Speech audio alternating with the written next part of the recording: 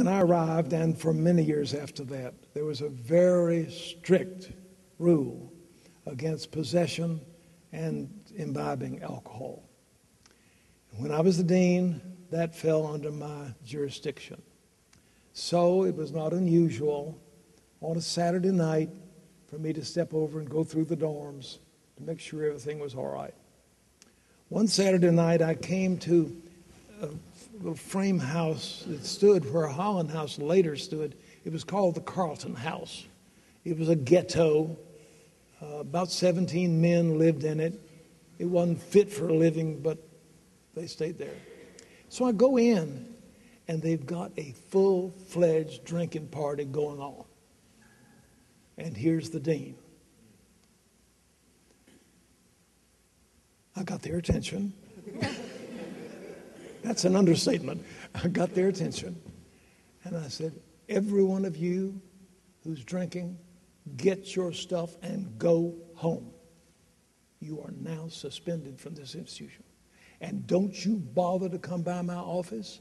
I will go and make the necessary notations that you have gone out of here. So I go on over to the office where Dr. House is now, in that corner room. And I sat down and I started putting those names down. They were out of school. I looked up and one of the boys was walking in my door. I said, hello, Gary.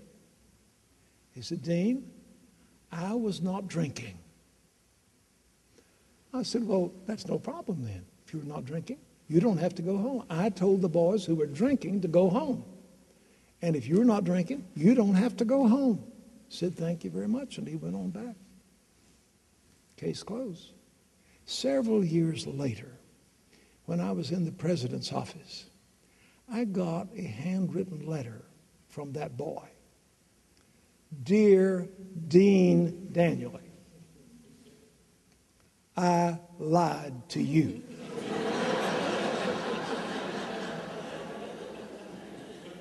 I was drinking that night. Please forgive me. Signed, Gary. I don't need to tell you the rest of his name, but I remember it. Middle name, too. I wrote him back, and I said, Dear Gary, as you know, I'm not in the business of forgiving. I think you know where that's done. But I hold nothing against you.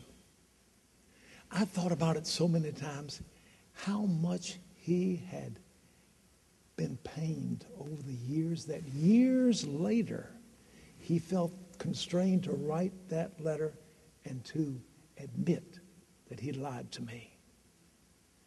That took something, didn't it? The fact that he had turned out to be a Baptist preacher may have had something to do with it.